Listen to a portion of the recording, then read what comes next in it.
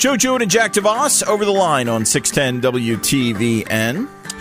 So, Campy, you said you had an update for us on my Sandusky find? I did. I just talked to my Uncle Tim. And Uncle Tim! Uncle Timmy. Yeah, Uncle Tim, how's it doing? How's you doing? I gave him the description about the old restaurant in that's famous and has great food in Sandusky. He said the name of the restaurant. He's like, oh, yeah, it's awesome. It's called Sortino's. Oh, it is. It's really great. The two men that own it are both from Sicily. Okay. And the wine is homemade in Sicily, and then they ship it to the restaurant in Sandusky. So if you're out there, you're listening, and you're on a road trip, Sortino's it's in great. Sandusky. But you have to figure out when it's open because it's closed half the year. Well, then I would say it's probably when it's going to be colder. I'm telling you, it's got to be colder because they need to fatten you up with a good homemade meal. So I don't know if it's only open during Cedar Point season, or if they close. I mean, because I used to go up to Sandusky even off season because my friends had a condo up there, and I would say I love the lake, so I'd go up and hang out at their place and watch the lake. The only restaurant I could name in Sandusky was called Silver Dollar. Okay. And it was right next to the Blue Streak. And you could go there at Cedar Point, and you could get pancakes and then get on the roller coaster. There's another restaurant. Sounds like fun. It's probably had 15 different names by now. It's probably been replaced by a tilt-a-whirl for all I know. I don't like the idea of getting on a roller coaster after eating pancakes. There's another place in Sandusky called Lemmy's. Well, it's wait a minute. diner. But that was because the rides didn't open till 10, but you could get in the park starting at 9. So you had an hour to kill. Oh, so you had time to let yourself digest. I remember one time. So it was next to the Blue Streak? Next to the Blue Streak. I don't even know if the Blue Streak's still there. Probably not. I remember when I was a little kid, my grandparents took me over to Cedar Point, and my grandpa lost his sunglasses while we were riding the Blue Streak. Uh-huh. We're down, and so he, it's my grandpa was. I loved my grandpa. What a cheap man he was. It was probably like a $3 pair of sunglasses, and we went looking for him underneath the roller. We could have had our heads kicked off looking for a $3 pair of knockoff Ray-Bans. The first roller coaster I ever rode was at Cedar Point. It was the Mine Ride. Ooh. The Cedar Falls or whatever Mine Ride. Cedar Creek? Yeah, Cedar Creek Mine Ride. Yeah. And I was wearing a Batman visor. Okay. And it came flying off. Yeah. And I loved that Batman visor when I was a kid. It came flying off my head on that incredibly fast roller coaster, but the people behind us caught it. I had that same experience once. My buddy and I went to see a Paul Simon concert at Wright State.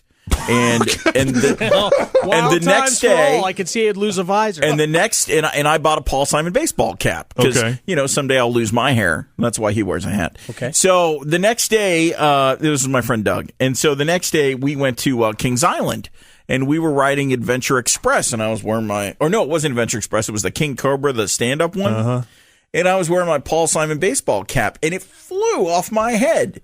And the guy behind me caught it and said, I believe this is yours. And he said, you can call me Al. Holy cow. It was amazing. So what I like to do now is because the Mine Ride's still down there. Yeah. And what I like to do is I like to go stand near the Mine Ride. And as I see the kids walking onto the Mine Ride, it's clearly their first time. Yeah. I'll then say something like, oh, look, you can see where the bolts have rotted. And that beam's clearly missing 7 support struts. Yeah. This thing's going to fall down in any second. Because it's not a fast roller coaster at all. But you need to have some sort of thrill, danger to add to it. Is that even still there? I think it is. It was built in 1969. I always wanted to create T-shirts that said, I survived the Mine Ride at Cedar Point. Remember, they got rid of the mean streak at the end of last season. Yeah, but I think that literally was rotting down. I'm trying to think of what roller coaster I was on, but I almost broke my ribs. Because, I mean, you know how the seats, some of them, the older ones for Cedar Point, there was one that comes right up to about the middle of your waist. Yeah. And you hit a couple of those turns, man. I got the wind knocked out of me on one. So they're like, hey, did you have fun? And I was like, yeah, it was great. I mean, it was fantastic. I was like, that one. My all-time favorite roller coaster is still the Beast.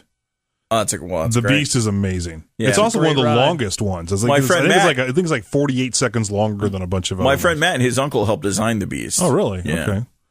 Yeah. You go through those tunnels and it screams and all that stuff. Yeah, the Beast is great. Yeah, that was fantastic. Yeah. Excellent. It's good. The one I'm not going on is that one that goes straight up and then straight. There's not enough money. What, Top Thrill Dragster or whatever? What? Yeah, whatever. Yeah. What is that? I don't even know. There's one where it's supposed to be like a race car and it shoots you up. That's what it's called, the dragster. Yeah, and like 2 out of 10 times. It shoots you up at 1,000 miles and then you wave at the Canada geese in the atmosphere, and then you come plummeting back down. And they're looking at you laughing. Right. That Top Thrill dragster, every time after they opened that, every time I went, that thing was closed. Well, because you go down, the down part is past 90 degrees. So you're, for a second, I guess you're almost kind of upside.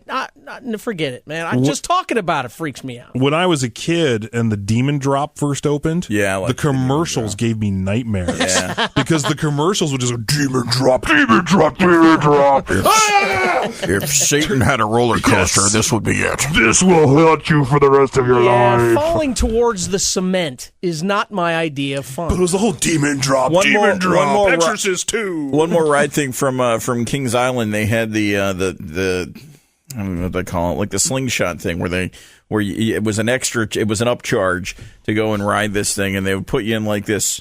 Yeah, it always seemed like it was run by carnies who had somehow wandered onto the property. And the thing they put me in, it was like set up shop because they're charging you extra. Wait a minute, I paid to be in here. That's all about security. It felt like they were putting me in like a straight jacket. Yeah. And then they lift you way up in the air, and then the guy tells me that and then when you fall, you're gonna swing. But I thought I was like gonna start to swing like right from the get-go. No, you drop straight down. Yeah. And I just thought, you gotta get the slack out. I just thought, holy hell, I'm going to land on that fence. Yeah, the pouch. That was the scariest thing. The straight jacket says Acme. I paid extra for this. Side of it, because you do feel like the coyote. Yeah, as soon as they drop you hear, meep, meep. Yeah, exactly. All right. We don't have time for your thing. Not this part. We'll get to whatever we got sidetracked. Italian food and roller coasters. That's right. What else was going to distract us? Jack's got a great story about a landmark that looks like a male member. We'll get into that, sort of. Also, Ron Howard takes over the Han Solo picture that's coming. We'll get into that after your bottom of the hour news here on News Radio 610 WTVN.